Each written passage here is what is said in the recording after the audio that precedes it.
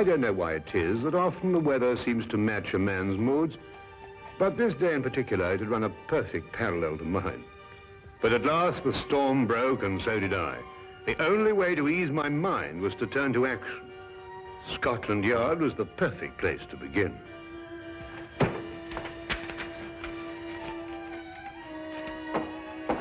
Inspector Lestrade, Wilkins, I must see him right away. I'm very sorry, Doctor. Inspector Lestrade's very busy. Will you tell him I'm here? I must see him. I'm very sorry, Doctor, but when Inspector Lestrade's in conference... Oh! You know, Dr. Watson. Ah, Dr. Watson, I'm very pleased to see you. Just having a cup of tea. Lestrade, something's happened to Holmes. He's disappeared. He's vanished. I haven't seen him for 2 days. Well, calm yourself, Dr. Watson. Calm yourself. Tell you he's disappeared. He may have been kidnapped, for all I know. Oh, kidnapped, eh? Or worse. Now, look here, Dr. Watson. Just because you haven't seen him for a couple of days doesn't necessarily mean to say that he's been No, kidnapped. right. Well, if you want any proof, you can have it. There's no time. Dr. Come with me. It is positively infuriating to know that something is wrong and to find a man whom you can't convince. I don't mind saying that there are times when I find myself hard put to keep my patience with Inspector Lestrade. What more evidence do you need? What man going under his own volition would leave his razor behind? Oh, he probably has another one. No, he hasn't. Come on, I'll show you something else. Look, his violin out of its case. Well, what's that got to do with it? But he'd never leave his violin like that if he thought he'd be gone long. Treats it like a baby. And these concert tickets, we meant to have gone last night. Look here, Lestrade, I've been a friend of Holmes's too long not to realize the brutal truth behind all this. Well, the evidence certainly does seem to point us... Now look, we've got to track him down as he tracked down somebody else. You mean use his own methods of deduction? Exactly. Now, the odds are that he's disappeared on some case. So the best thing we can do is to go through his correspondence and see who might have employed him. Oh, look at this. Bills, advertisements, bills. It'd have to be at the end of everything, wouldn't it? Now, what have we here? Chap wants Holmes to investigate his neighbor. He says a lot of people go into the house and nobody ever comes out. What do you make of that? Well, Now, look, you see that's a left-handed writer, and by the feel of the paper, I'd say he was in pretty good circumstances. Yes, well... Well, attention to details. That's the secret of Holmes' success. You see, we already know something about the writer before we meet him. Yes, there's only one thing, though. Sherlock Holmes' disappearance had nothing to do with him. Oh, why? This letter's dated 2 years ago. What? Yes, so it is. Well, where else would he keep his correspondence? Oh, anywhere on the chandelier, if it wasn't too much effort to get up there. Well, let's have a look around. Well, going through Holmes' things would take a month. No, we'd best get another approach. Well, have you any ideas? Wait.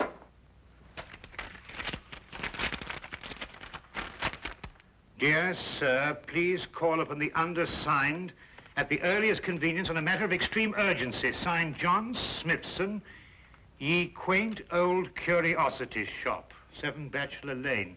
It's dated 3 days ago. You know, this might be it. You're right. It is. Come on, Lestrade. Holmes' life may depend on our speed.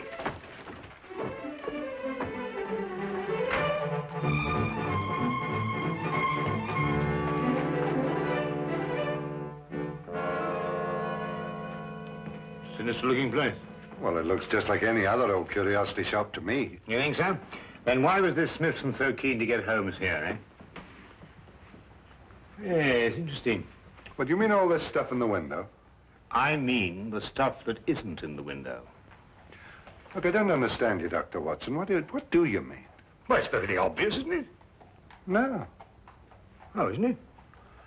Well, we won't get anywhere standing here. Come on. Wait a minute, Dr. Watson. I still don't know what you mean by all this stuff that isn't in the window. Come along, Lestrade.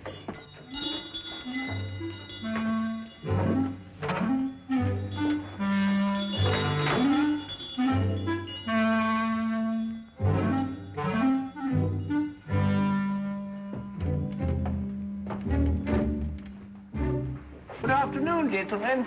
Good afternoon. You, I presume, are the proprietor, John Smithson. Yes, that is correct, sir. That is correct. Well, I'm Dr. Watson, and this is Inspector Lestrade. We've come to inquire about Sherlock Holmes. Sherlock Holmes? Yes, a tall fellow, thin. Wears a deer-stalking cap. I'm afraid I've never met the gentleman, no. But you wrote him a letter saying you wished to see him on a matter of extreme urgency. You must be mistaken, sir. I'll take a look at this letter.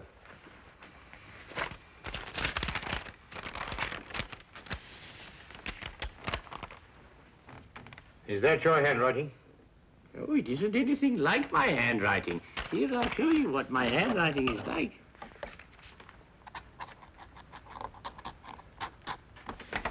Do you notice any resemblance between the two? Well, no. Well, then who could have written it? I couldn't say. Perhaps a practical joke. At any rate, all is well here, and I'm fortunately in no need of help. Oh. Well, do you mind if we browse around a bit? No, browse indeed, gentlemen. I like to think of my shop as an oasis of tranquility in life's busy thoroughfare.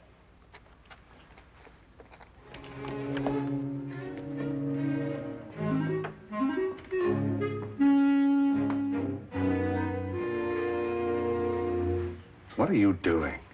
I'm looking for evidence that Holmes was here. Well, you heard what he said. Yes, I don't believe a word of that.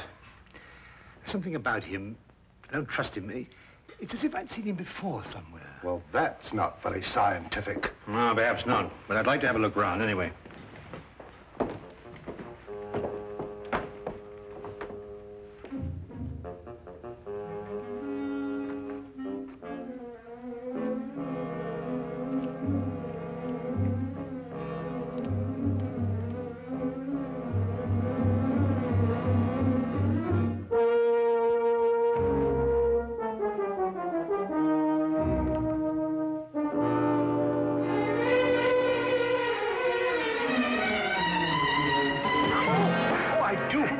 Pardon. Quite all right. Oh, how clumsy of me. No, not at all. Now, It was Mrs. all my fault. I wasn't looking where I was going. Of course, Thank please. you. Not at all. Excuse me.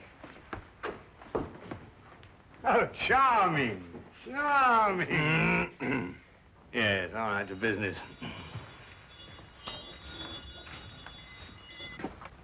Ivanhoe. I must remind myself to read that again sometime. What's this? Proper deportment of young ladies in polite society. What a fabulous title. I'm afraid that book is not for sale. What do you mean, not for sale? I understand everything in this shop is for sale. Yes, everything except the books on that shelf, sir. And now the shop is closing. Nearly 2 o'clock in the afternoon. Yes, for repairs. I have the decorators coming in. I'm afraid I must ask you to leave, young man.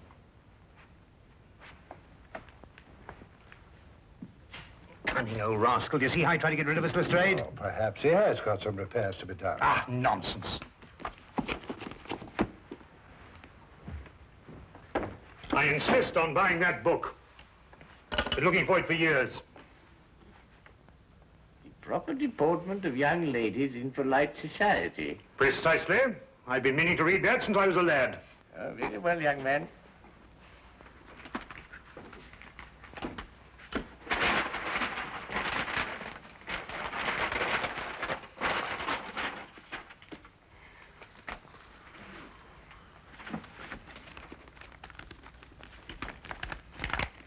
$1 please.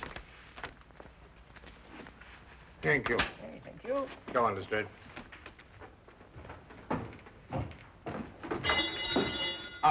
Excuse me, Governor. Not at all.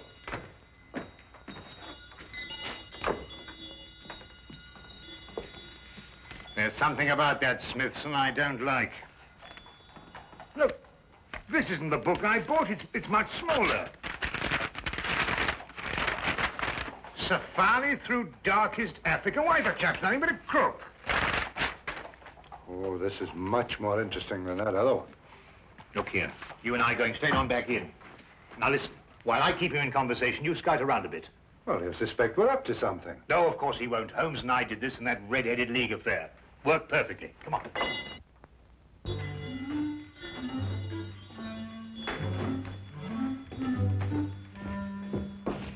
You've sold me the wrong book. My dear sir, Deliberately, if you ask me. Did I assure you, Safari through... This is the book I wanted. No, that's not for sale. That happens to be a first edition, of which there are only 3 copies in existence. Proper deportment of young ladies in polite society. Now, that's the book I bought, and that's the book I... Dr. Watson.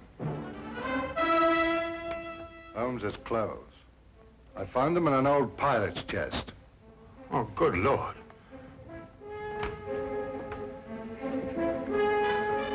With blood stains. You thief! What have you done with him? You're under arrest, sir, and I warn you, anything you say will be taken down, and maybe you... Go, stop him! Don't let him get away! Oh, no, you don't. Watson, Lestrade, you idiots! Get out of the way! Oh, oh.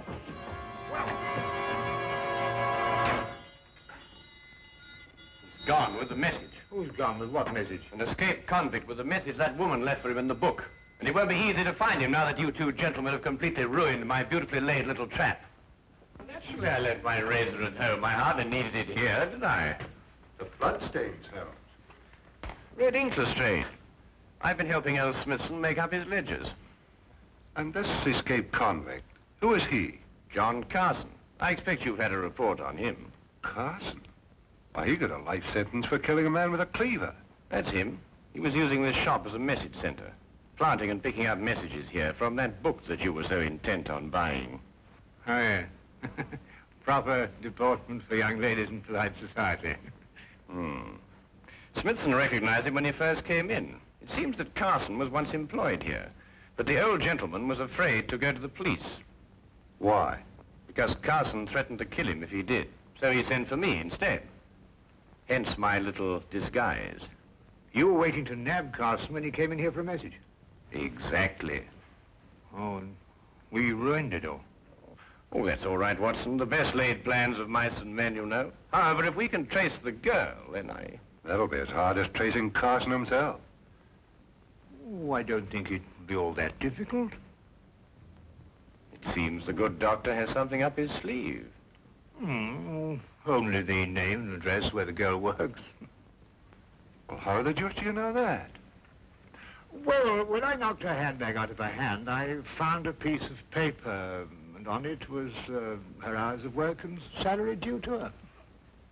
With the letterhead of the shop on the paper? Well done, Watson. Oh, nothing really. Pierre's dress shop, 17 Cottington Street. You know, I'd say that girl had the look of a mannequin about her. Don't you agree? Well, you know, Watson, I'm almost afraid not to.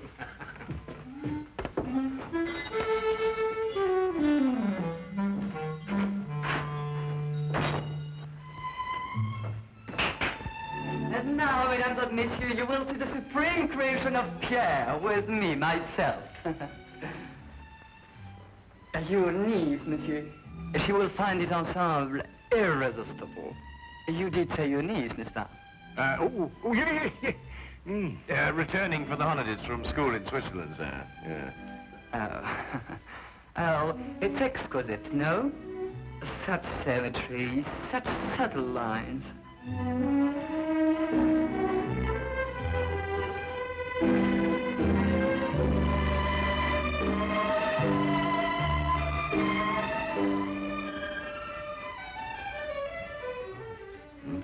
That's the girl we're looking for. Observe how it hints, but with such discretion. Oh, la jeunesse, la youth. I say it's a bit daring, isn't it? But it's daring age, monsieur, and now the 20th century.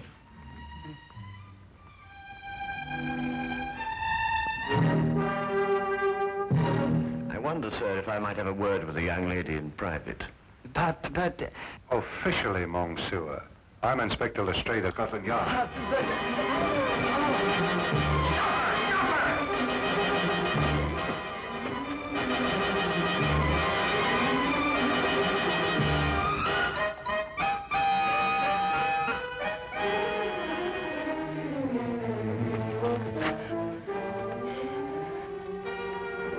It really isn't any use, you know, even if you ran away.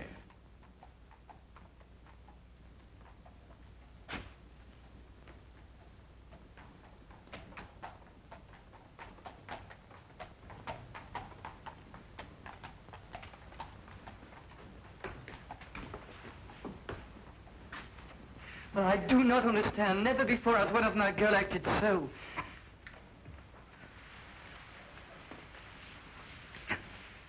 Would you mind telling me where he's hiding now, miss? I don't know. I swear I don't. And yet you left a message for him. A gentleman friend gave me the message and told me to leave it in the book. Probably a pal of Carson's, if she's telling the truth. What was in the message? There was just a name and an address. I see. And what was the name? Jeremiah Westlake. I forget the address. Jeremiah Westlake. There was once a judge called Jeremiah Westlake. He retired several years ago. Yes, and I think we'll discover that Jeremiah Westlake was the judge who gave Carson his life sentence. And now Carson is looking for him. And now Carson is looking for him.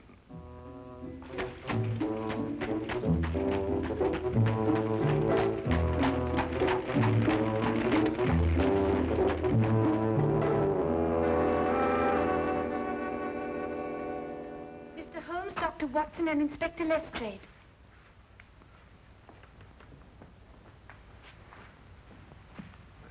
Who's she talking to?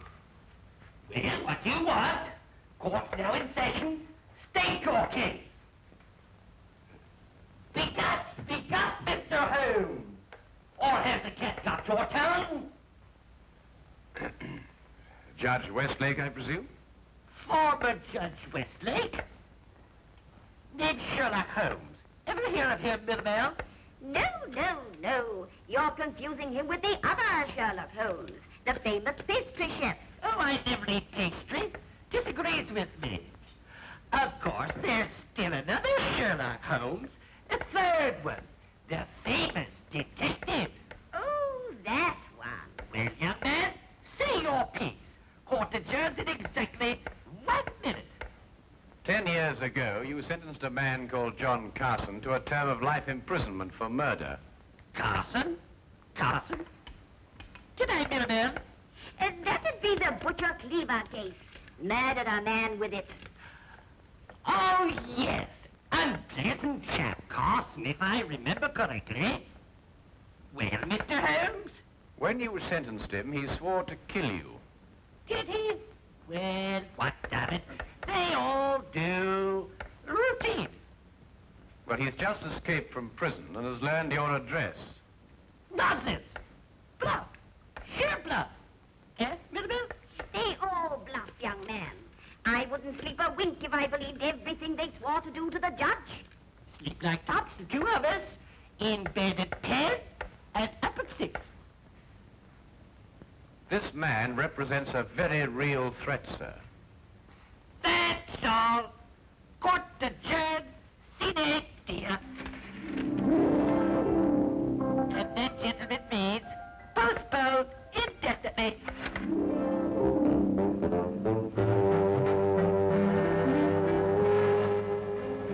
Do forgive us our little whimsy, gentlemen. Hobby, you know. They're our children, really. We have no others, you see. It's a delightful hobby, Mrs. Westlake. About this man Carson, sir. With your permission, I'd like to place a guard in the house. Until we apprehend him, of course. Oh, dear me, no. Trembling heaven knows what all over the place. I wouldn't hear of it, Inspector. We appreciate it, though. Speaking as a medical man, sir, knowing this murderer's mentality, I must advise you to... Sorry, Doctor, but we can't give in to idle threats. Why, we wouldn't have any law if we did. Won't you gentlemen join us for tea? Thank you, Mrs. Westlake, but perhaps another time. No, you mustn't take these things so seriously. Good day, Mrs. Westlake, and thank you. Good day, Mr. Holmes. Do come again sometime. You must see our Punch and Judy. With pleasure. All the same, sir, I'm going to station my men outside the house. Well, all right, but tell them not to step on my petunias.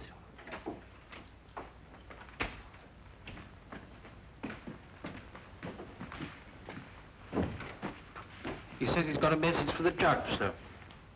I'm Westlake, my man. Here you are, Governor.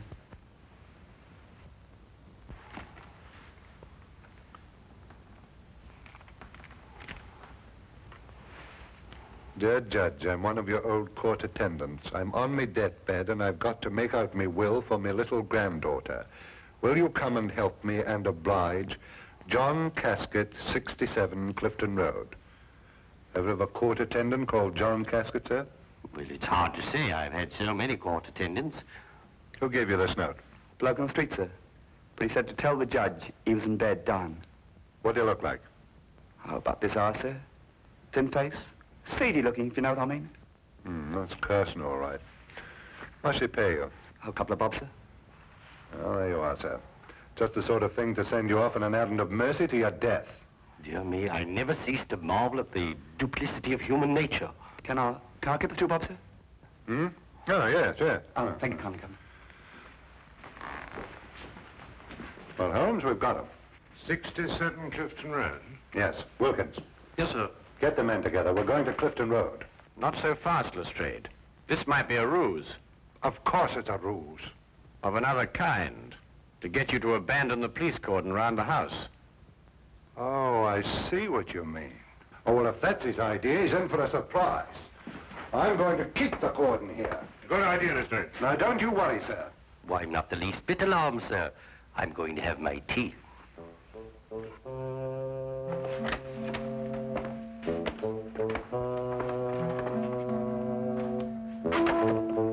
Don't budge from here. If you let anyone in this house, I'll have you skinned. Yes, sir. Come on.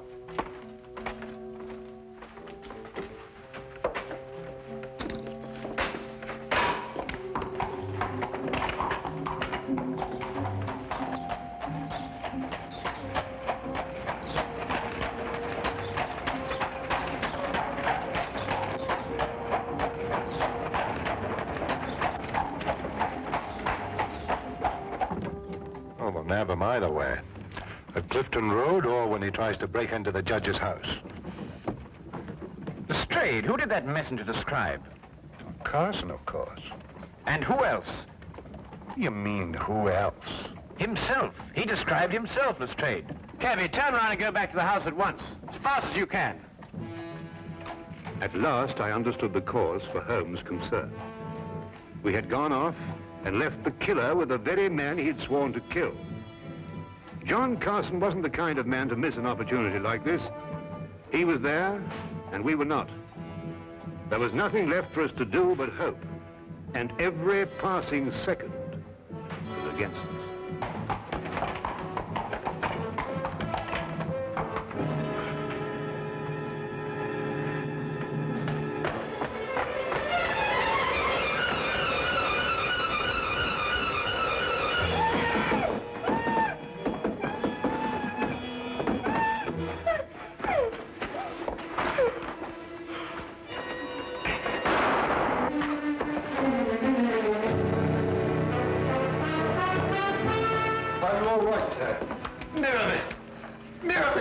She's coming around, sir. The maid's all right. Mrs. Westlake. No, not too serious. Only suffering from shock. It's all right, dear. It's all over now. Jeremiah. Jeremiah, are you all right? Yes, dear. Oh, that terrible man. Oh, dear. Our poor children. I don't think they're damaged, dear. Sometimes I forget they're not real.